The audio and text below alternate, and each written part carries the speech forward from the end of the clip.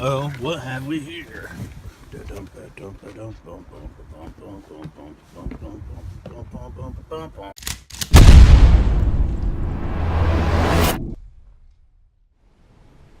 Hey, what's going on, guys? Okay, so we just got some stuff in the mail. Well, here recently, I just got my Hammer Tactical lower. This is a CNC'd lower. It's a billet, so that's pretty cool. We're getting ready to build it. We have a Seekins Precision Enhanced Bolt Catch, a Seekins Precision mag release button, and inside here we have, well, my tripod's all jacked up right now, so going to the headband. This is going to be the stock and buffer from GunTec USA. I decided to go with, oh, there it is. I guess I could have just flipped it over for you guys, but let's get it out.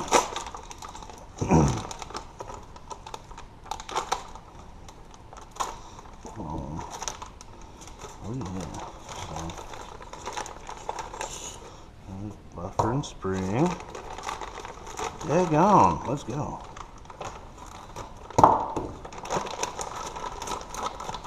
And here we go for the tube. Check that out. Man, that thing is wicked looking. Oh man, big old ding in it straight from the factory. Look at that. It's like, is this thing used? That is awful. It's kind of ugly. It's cool though. Man, their anodizing job is terrible. You guys are watching it. This is just first time seeing it from me too. So this is a good night. They did not do, here, let's get that out of you guys' way. They did not do the best job at packaging this monster.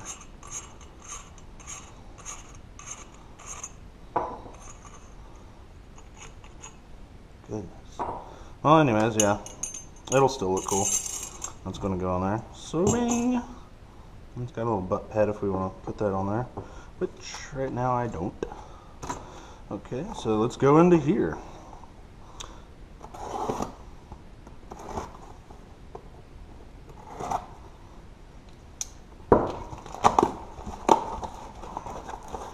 Air bubbles. Packaging list. Oh, it's from Brownells. Oh, it's looking like there's a bunch of crap in here. So we've got Ghost ink, Ghost trigger stuff. Alright, that's cool. Whoa! Holy smokes, what are these things?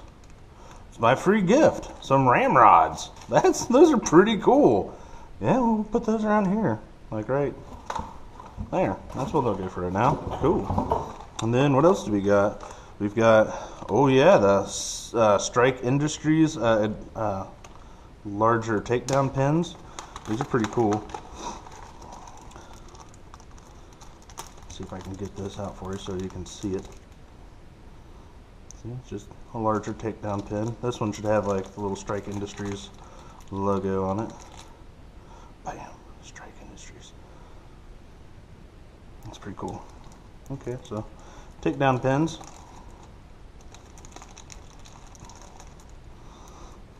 Those are there. Yeah, I didn't really stick to just one brand. Oh, and here we go. There's a lower parts kit, and then, uh-oh, check this out. Bam! Different trigger that I've not used before. Here we go.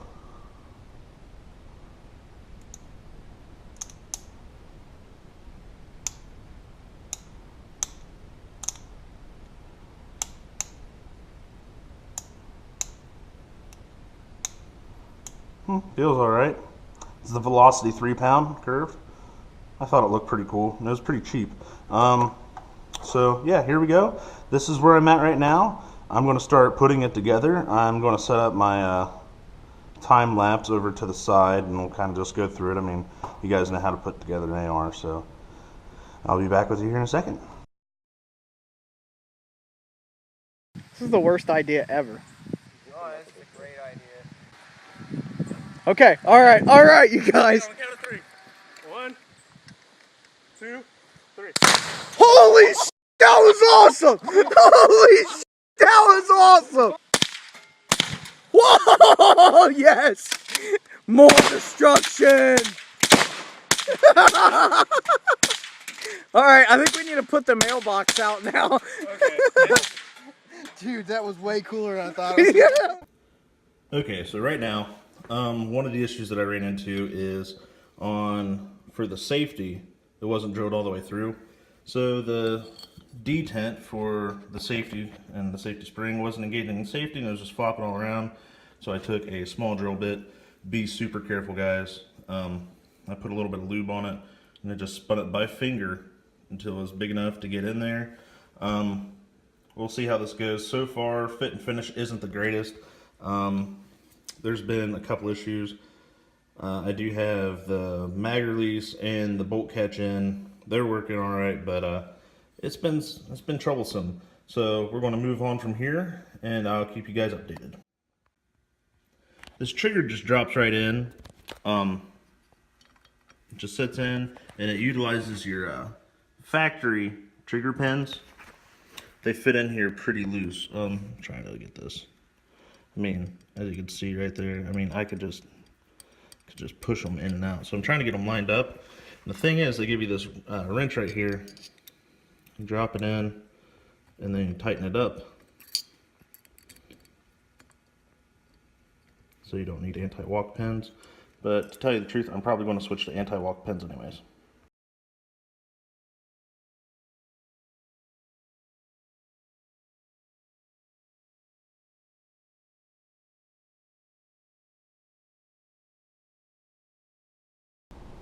Hey guys, I wanted to bring one thing to a point, and that is I failed to mention, I'm looking up at the screen right now watching this video, and the velocity trigger, I had a lot of issues with it. To put it simply, the hammer was getting caught on the disconnect every time when I would cycle it.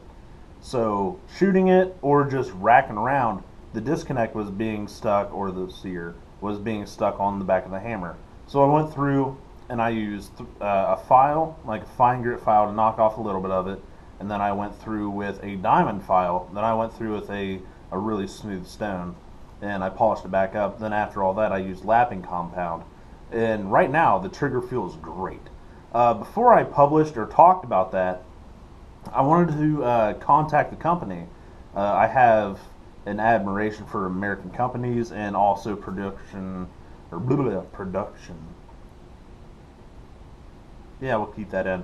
For people that produce parts for ARs. And one of the big things is I contacted them, didn't hear anything. I was like, oh, that's it. I'm going to drop the hammer and just say, maybe we shouldn't talk to these people.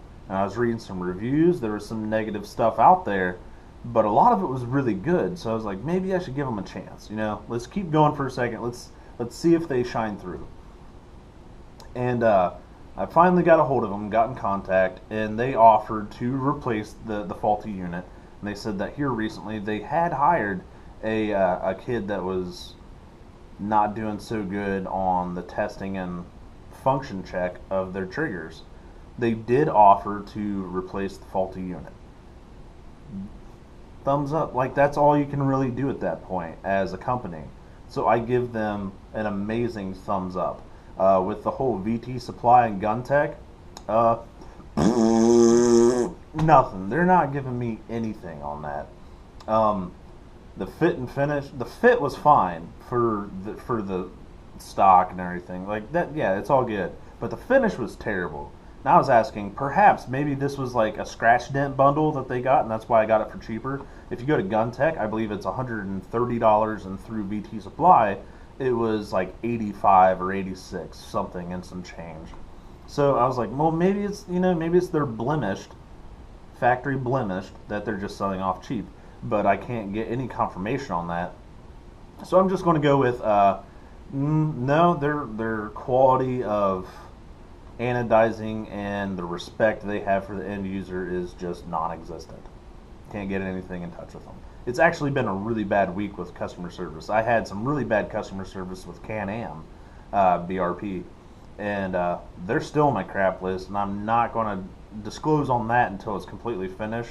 but Can-Am and their customer service is awful. Total side note, not even related to guns.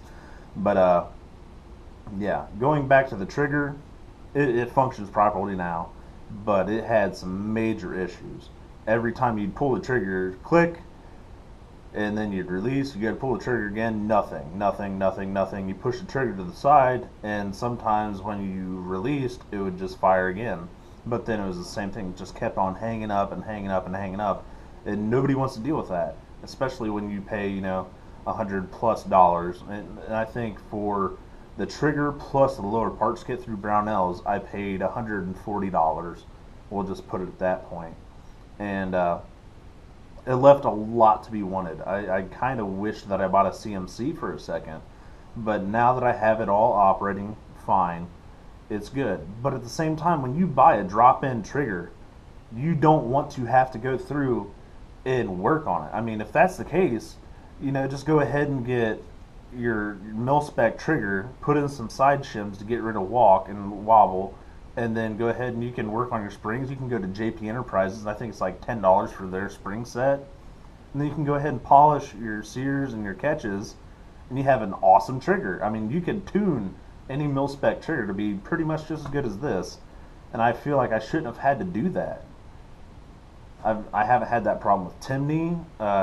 JP, we've had some issues, but not because of the trigger, but because of the lower, and it was just problems. CMC, haven't had any issues with them. POF, no issues.